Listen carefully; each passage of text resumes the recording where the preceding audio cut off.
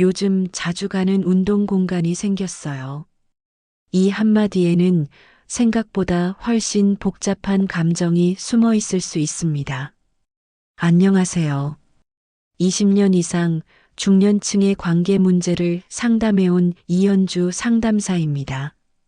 오늘은 많은 분들이 머릿속으로 궁금해하면서도 누구에게도 쉽게 꺼내지 못하는 주제에 대해 이야기하려고 합니다. 바로 골프라운지가 왜 감정의 피난처가 되고 있는지, 그 심리적 메커니즘이 무엇인지에 대한 것입니다. 이 영상을 통해 여러분은 일상 속의 작은 자극이 어떻게 마음에 큰 변화를 일으키는지, 그리고 운동이라는 정당한 명목 아래 벌어지는 감정의 실타래를 어떻게 이해하고 바라봐야 하는지 단계별로 배우게 될 것입니다. 특히 중년의 삶 속에서 일어나는 감정의 변화는 갑자기 나타나는 것이 아니라 작은 순간들이 모여서 큰 흐름을 만들게 됩니다. 우리는 그 과정을 세밀하게 들여다볼 것입니다. 혹시 여러분도 비슷한 경험이 있으신가요? 단순히 운동하러 가는 공간인 줄 알았는데 자꾸만 그곳의 분위기에 빠지고 그곳에 누군가를 기다리게 되는 경험 말입니다.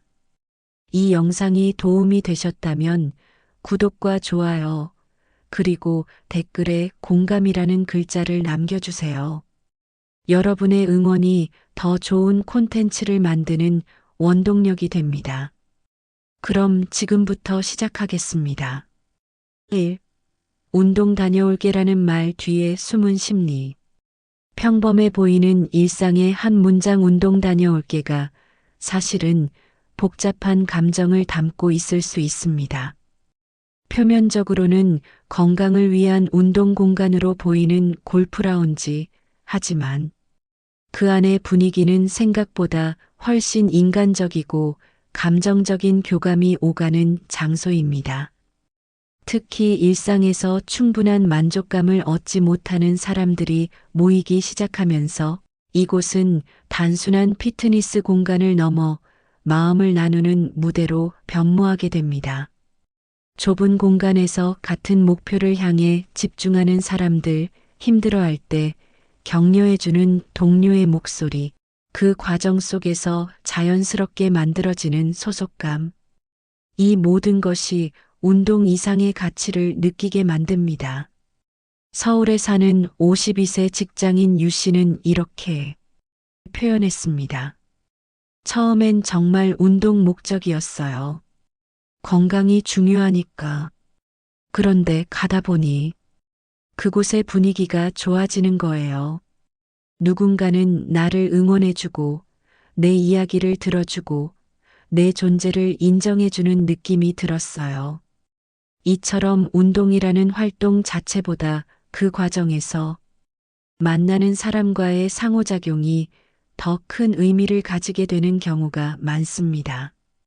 배우자와의 관계가 일상화되고 자녀들도 자라 필요로 하지 않으며 직장에서도 더 이상 새로운 도전이 없는 중년의 삶, 그런 공허한 마음 속에 누군가의 관심과 응원이 얼마나 큰 의미를 갖는지는 말로 다 표현할 수 없습니다.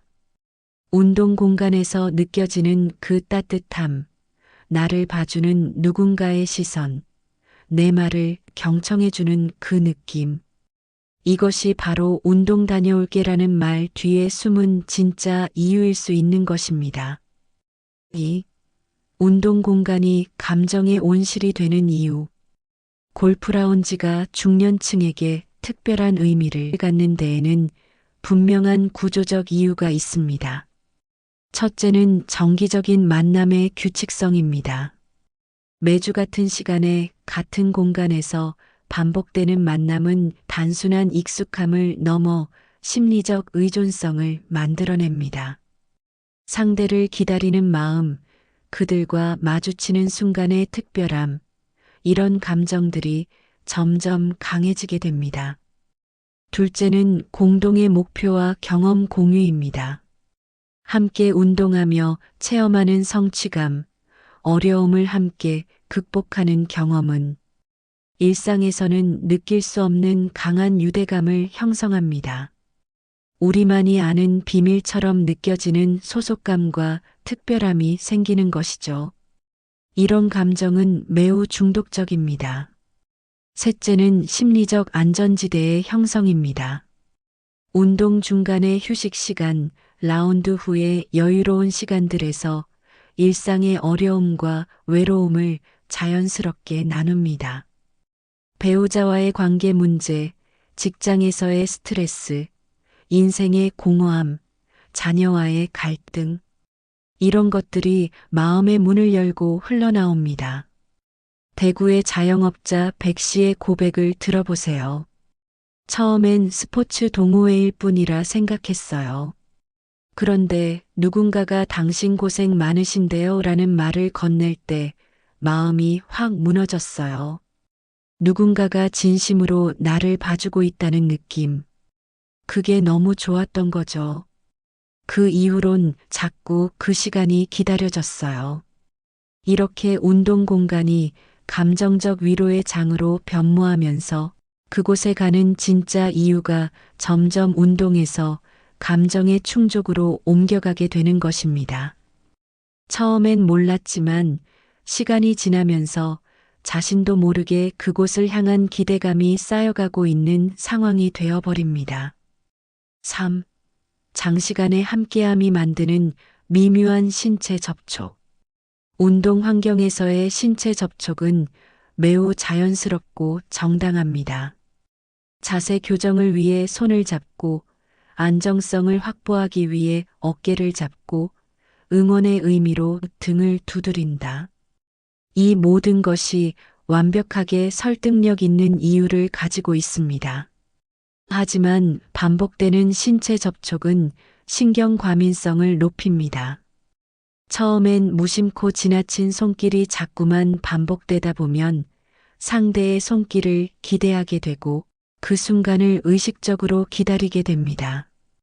뇌의 신경회로가 그 접촉을 특별한 신호로 인식하기 시작하는 것입니다.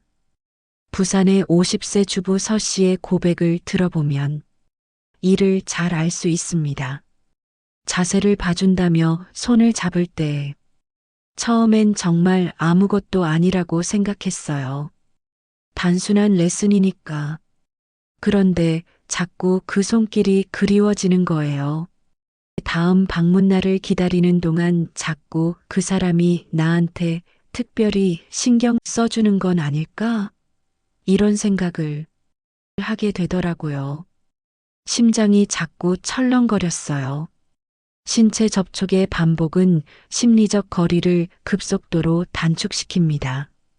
신경과학적으로 보면 스킨십이 반복되면 옥시토신이라는 호르몬이 분비되어 상대방에 대한 신뢰감과 애정이 깊어집니다.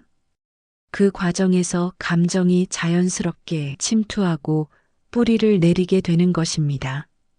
운동이라는 정당한 명목 아래 반복되는 손길, 그것이 얼마나 강력한 감정의 매개인지 많은 사람들이 인식하지 못합니다. 하지만 그 손길을 기다리는 자신의 모습을 발견할 때 이미 감정의 씨앗은 깊게 자리 잡은 상태인 것입니다. 그 씨앗은 계속해서 자라날 준비를 하고 있습니다. 4. 술 한 잔에서 일어나는 심리적 변화. 운동이 끝난 후 이어지는 식사나 음주 시간. 이것이 관계의 전환점이 되는 경우가 정말 많습니다. 술은 마법 같은 약입니다. 이성의 문을 활짝 열고 감정의 억제력을 현저히 약화시킵니다. 경기 중에 무의식적으로 억제했던 감정들이 술의 힘을 빌어 표출되기 시작합니다. 웃음이 더 커지고 대화가 더 깊어지고 눈길이 더 자주 마주치고 그 눈길이 더 의미 있어집니다. 술자리의 조명은 은은하고 분위기는 느슨해지고 평소의 경계심은 무너집니다. 충남에서 거주하는 55세 김 씨의 고백을 들어보세요. 음악이 부드럽게 나오는 술집에서 그분과 앉아 있었어요. 평소처럼 웃고 이야기하다가 어느 순간 그분이 내 손을 잡으며 정말 많이 고생하시는데요 라고 따뜻하게 말했을 때 뭔가 확 무너지는 느낌이 들었어요. 나를 이렇게 봐주는 사람이 있다니 눈물이 날 뻔했어요. 술자리에서의 공감과 위로는 순수한 친절로 시작되지만 그것이 반복되고 깊어지면 감정적 의존으로 변질될 수 있습니다. 상대의 말에 귀 기울이는 것에서 시작해 상대를 필요로 하는 마음으로 발전하고 결국 상대 없이는 안 된다고 느끼는 감정적 중독에 이르게 됩니다. 또한 술은 진실의 혈청입니다. 술에 취하면 평소에 숨겨두던 감정들이 자연스럽게 드러납니다. 남편한테는 말 못하는데 당신한테라면 말할 수 있어요 라는 표현이 나오면 이미 심리적 거리는 영혼의 단계에 진입한 것입니다. 술자리가 반복될수록 그곳에서의 대화가 더 깊어질수록 인생의 핵심적인 이야기들이 오갈수록 두 사람 사이의 심리적 유대는 부부 관계보다 깊어질 수 있다는 것을 알아야 합니다. 그것이 술자리의 위험성입니다. 시선 교환 말보다 크게 말하는 신호. 중년의 감정 표현은 행동보다 시선에서 드러나는 경우가 많습니다. 말은 거짓말을 할 수 있지만 눈은 거짓말을 하지 못한다는 격언이 있습니다. 시선은 마음의 창이기 때문입니다. 운동 중 자연스럽게 마주치는 눈, 상대가 운동할 때 계속 바라보는 시선, 실수했을 때 건네는 응원의 눈빛, 성공했을 때 보내는 축하의 눈빛. 이런 작은 신호들이 모여 감정의 은밀한 언어가 됩니다. 서울에 거주하는 49세 이 씨의 경험을 들어보세요. 처음엔 정말 우연이라고 생각했어요. 라운드 하면서 자꾸 그분과 눈이 처음엔 2번, 3번이었는데 계속 마주치니까 우연이 아니라는 생각이 들었어요. 상대도 눈을 피하지 않고 자연스럽게 웃어주는 거. 그게 하루 종일 생각에서 안 떠났어요. 그날 밤 자다가도 그 눈빛이 떠올랐어요. 시선이 계속 마주친다는 것, 그리고 그 시선을 피하지 않는다는 것은 매우 중요한 신호입니다. 심리학적으로 사람들은 관심 없는 사람의 눈을 마주치려고 하지 않습니다. 하지만 상대방이 관심 있을 때, 상대방의 관심에 응할 때, 눈은 자연스럽게 계속해서 마주치게 됩니다. 더 나아가 중년의 감정 표현에서 시선 교환은 신비로운 의사소통 체계입니다. 당신을 특별히 본다. 당신의 존재가 내게 의미 있다. 당신을 무시하지 않는다.